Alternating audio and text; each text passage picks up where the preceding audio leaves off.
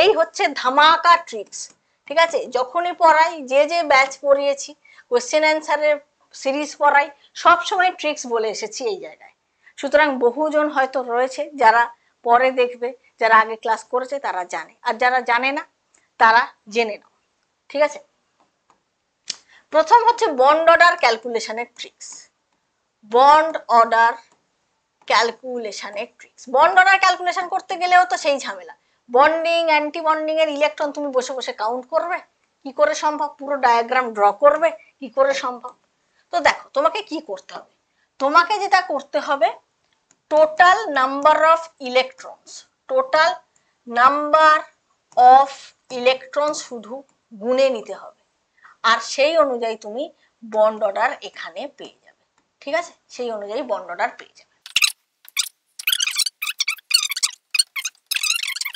1 2 3 4 5 6 7 8, এখানে লিখি 9 10 11 12 13 14 15 16 17 18 19 20।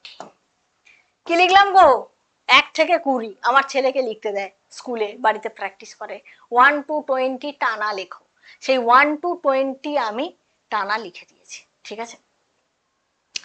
এবার এখানে বলি 4 8 20 এদের বন্ড অর্ডার 0। যখনই তুমি টোটাল নাম্বার অফ ইলেকট্রনস 4 8 এবং 20 পাবে তখনই বলবে 0। He2 একটু আগে করালাম, হিলিয়াম 2, কত পেয়েছো বন্ড অর্ডার? 0। কটা ইলেকট্রন ছিল? 4টে ইলেকট্রন ছিল। তুমি বাকি অন্য যে কোনো এক্সাম্পল এখান থেকে করে নিতে পারো। টোটাল নাম্বার অফ ইলেকট্রনস তোমাকে ক্যালকুলেট করতে হবে, তাহলে তুমি বন্ড অর্ডার লিখে দেবে, মিটে গেল। এবার দেখো এই 14 ইলেকট্রন কার ক্ষেত্রে পেলে? 14 ইলেকট্রন আরো অনেকের ক্ষেত্রেই হতে পারে, কারণ আইসো ইলেকট্রনিক স্পিসিস তোমাকে দিতে পারে, কোনো আয়ন দিতে পারে, অন্য কিছু দিতে পারে। কিন্তু 14 ইলেকট্রনস এর খুব কমন এক্সাম্পল যেটা আমরা করলাম সেটা হচ্ছে N2, সেটা হচ্ছে N2। N2 ক্ষেত্রে আমরা 14 ইলেকট্রন পেলাম। আমরা সবাই ছোটবেলা থেকে জেনে আসছি, যবে থেকে সমযোজী বন্ধন সমযোজী ত্রিবন্ধন পড়ছি তবে থেকে দেখছি N2 দুটো নাইট্রোজেনের মধ্যে 3টে বন্ড করে এবং bond order 3, maximum bond order 3 হতে পারে, ঠিক আছে? তাহলে এই জায়গায় এইটার ক্ষেত্রে এটা মনে রাখা খুব সহজ যে 14 টোটাল নাম্বার অফ ইলেকট্রন, সেটা যদি আইসো ইলেকট্রনিকও হয়, তোমাকে অন্য কিছু দিয়েছে, টোটাল নাম্বার অফ ইলেকট্রন তুমি যদি 14 পাও তাহলেই কিন্তু 3 লিখে দেবে। এবং এখানে আমি এটা লিখি, very important point to be noted, যদি আইসো ইলেকট্রনিক স্পিসিস হয়, আইসো ইলেকট্রনিক স্পিসিস মানে যাদের কিনা ইলেকট্রন সংখ্যা সমান, ইলেকট্রন সংখ্যা সমান যাদের ক্ষেত্রে পাবে তাদের কিন্তু বন্ড অর্ডারও সেম হবে, বন্ড অর্ডারও সেম হবে। খুব ইম্পর্টেন্ট, খুব খুব খুব ইম্পর্টেন্ট কথা আমি এটা বললাম। কি?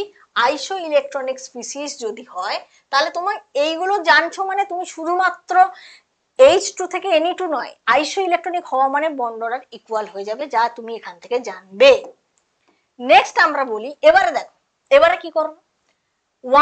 1 এর ক্ষেত্রে হচ্ছে 0.5, 2 এর ক্ষেত্রে হচ্ছে 1.0, 3 0.5। এবার এক্সাম্পল তুমি প্র্যাকটিস করো না, আদৌ তোমার ট্রিক্স মিলছে কিনা তুমি নিজে যাচাই করো। টোটাল ইলেকট্রন 2 আমরা একটু আগে দেখেছিলাম, কোনটার ক্ষেত্রে? যে এই যে এইটা নয়, এইটা, এই যে হাইড্রোজেনের ক্ষেত্রে H2 দুটো ইলেকট্রন বন্ড অর্ডার 1। সুতরাং এখানে তুমি পাচ্ছ। এবার যখনই আমি ধরো এখানে আমি দেখাচ্ছি, এই জায়গাটা আমি এই জন্যই রেখেছিলাম, এবার আমি একটু সহজ করে দেখাই, আর সুন্দর করে আঁকছি না।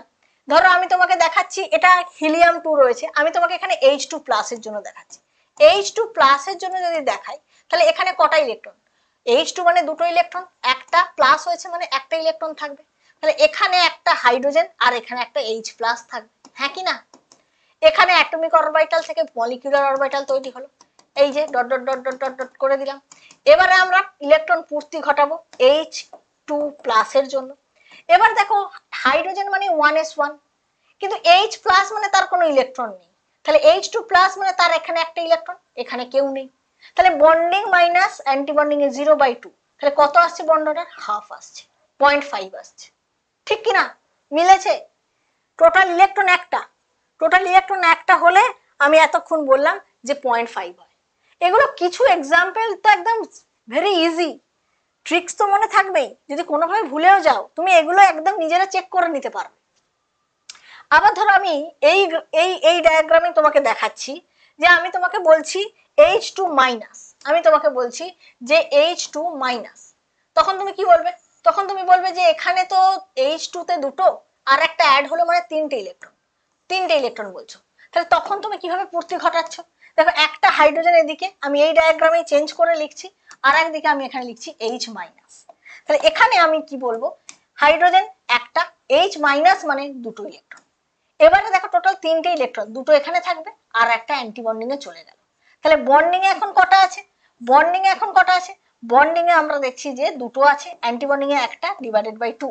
তাহলে বন্ড অর্ডার তুমি কত পেয়ে যাচ্ছ? বন্ড অর্ডার তুমি আবার হাফ পাচ্ছ। এটা H2 মাইনাসের ডায়াগ্রাম। H2 প্লাস করে আমি ইরেজ করে এটা ড্র করেছি, কনফিউজড হয়েও না, নিজেরা এটা খাতাতে লিখবে, সেটা যেন আবার কেটে দিও না, ঠিক আছে?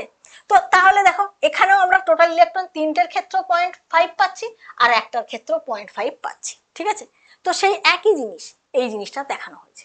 এবারে একই ঘটনা এই যা যা 1 2 3 হলো, 4 তো 0 অনেক কাল আগেই করে দিয়েছি, যা যা 1 2 3 হলো 5 6 7 আবার আমি রিপিট করছি, 0.5 1.0 7 এর ক্ষেত্রে 0.5 সেম জিনিস রিপিট করেছি। তুমি একবারটি কোনো এক্সাম্পল দিয়ে দেখে নিতে পারো, ঠিক আছে? এবার এদিকে এসো, এটা হয়ে গেল 14র বেশি, 14টা ইলেকট্রনে তিন বন্ড অর্ডার, এর বেশি হবে না। তুমি এদিকে গেলেও 0.5 কমাও, এদিকে গেলেও 0.5 কমাও। 13টার ক্ষেত্রে 0.5 কমাও, 12র ক্ষেত্রে আরো 0.5 কমিয়ে নাও, 11র ক্ষেত্রে আরো 0.5 কমিয়ে নাও, 10-এর ক্ষেত্রে আরো 0.5 কমিয়ে নাও, 9-এর ক্ষেত্রে আরো 0.5 কমিয়ে নাও। সেম ভাবে এদিকেও কমাতে থাকো, দেখো এর বেশি হতে পারবে না, সুতরাং কমাতে থাকো। 2.5 2.0 1.5 1.0 0.5, ব্যাস। এটা হচ্ছে একদম জবরদস্ত ট্রিক্স, যেটা দিয়ে তুমি শুধু total number of electrons count করবে আর বন্ড অর্ডার বলে দেবে নির্দ্বিধায়। যে বলছিলে যে আরো সহজে একটা করা যায়, সে একটু দেখো তুমি এটার কথাই বলছিলে কিনা। এবং এই হচ্ছে ট্রিক্স যেটা দিয়ে সবাই আমরা একদম ইজিলি, বন্ড অর্ডার থেকে প্রচুর প্রশ্ন আসে, বন্ড অর্ডার থেকে রিলেট করে বন্ড লেন্থ, সেখান থেকে বন্ড ডিসোসিয়েশন এনার্জি, বন্ধন কোনটা শক্তিশালী, বিভিন্নভাবে প্রশ্ন আসে। তো সব কিছুই বন্ড অর্ডার ক্যালকুলেট করে আমরা এগোবো এইভাবে। অ্যানাদার ওয়ান ট্রিক এই পেজেতেই বলবো, সেটা হচ্ছে এই যে আমি প্যারাম্যাগনেটিক ডায়াম্যাগনেটিকের গল্প বললাম, যে আনপেয়ার্ড ইলেকট্রন থাকলে প্যারাম্যাগনেটিক, আর আনপেয়ার্ড ইলেকট্রন যদি না থাকে তাহলে সেটা ডায়াম্যাগনেটিক হবে। কিন্তু ওই অত বড় ডায়াগ্রাম কি তুমি শুধু প্যারা না ডায়া, আনপেয়ার্ড আছে না নেই সেটা দেখার জন্য ড্র করবে পরীক্ষায় বসে বসে? তোমাকে ধরো দিল N2 2 মাইনাস বা যাই হোক একটা দিল, সেটাও তুমি করবে না, ঠিক আছে?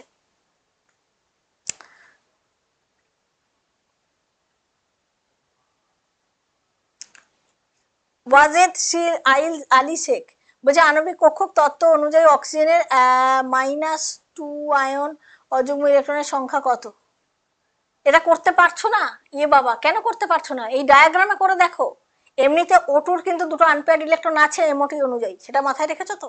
তারপরে আরো যদি ইলেকট্রন আসে তাহলে সেখানে পূর্তি ঘটাও, অযুগ্ম থাকছে কি দেখো নিজে। আমি যা বলে দিয়েছি তো বলে দিয়েছি, ডায়াগ্রাম রেডি, এবার জাস্ট এখানে তুমি ইলেকট্রন অ্যাড করো কিংবা ডিলিট করো, ঠিক আছে? এবারে দেখি আর একটা ট্রিক, সেটা হচ্ছে প্যারাম্যাগনেটিক ডায়াম্যাগনেটিকের জন্য টোটাল নাম্বার অফ ইলেকট্রনস তুমি অ্যাজ ইউজুয়াল কাউন্ট করো। সেখানে যদি তুমি দেখো যে টোটাল নাম্বার অফ ইলেকট্রনস তুমি পাচ্ছ জোড় সংখ্যায়, ঠিক আছে? জোড় সংখ্যা ইভেন, আর একদিকে লিখছি অড। যদি জোড় সংখ্যক পাও, জোড় সংখ্যায় পাও, তাহলে তুমি বলবে যে ডায়াম্যাগনেটিক হবে, ডায়াম্যাগনেটিক হবে। আর যখন তুমি বিজোড় সংখ্যায় পাচ্ছ, বিজোড়, তখন তুমি কি বলবে? তখন তুমি বলবে বিজোড় সংখ্যক যদি টোটাল নাম্বার অফ ইলেকট্রনস হয় তাহলে প্যারাম্যাগনেটিক।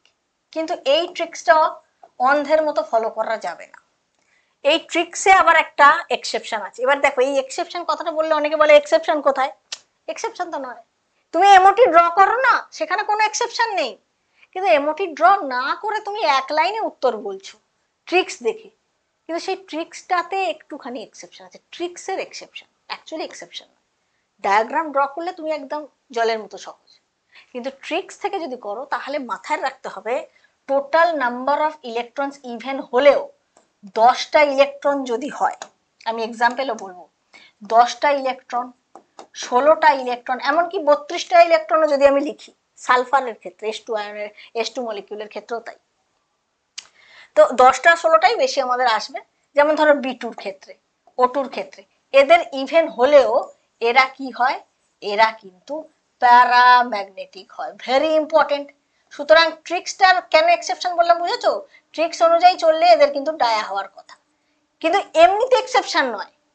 এমো ডায়াগ্রাম আমি O2 রেখেছি, দুটো আনপেয়ার পেয়েছি, অল ওকে, কিন্তু ট্রিক্স ফলো করতে গেলে এটা মাথায় রাখতে হবে যে ট্রিক্সে কিন্তু এই জায়গায় মাথায় রাখতে হবে যে এরা ইভেন হলেও, জোর সংখ্যক টোটাল ইলেকট্রন হলেও এরা প্যারাম্যাগনেটিক বিহেভিয়ার দেখায়। ক্লিয়ার?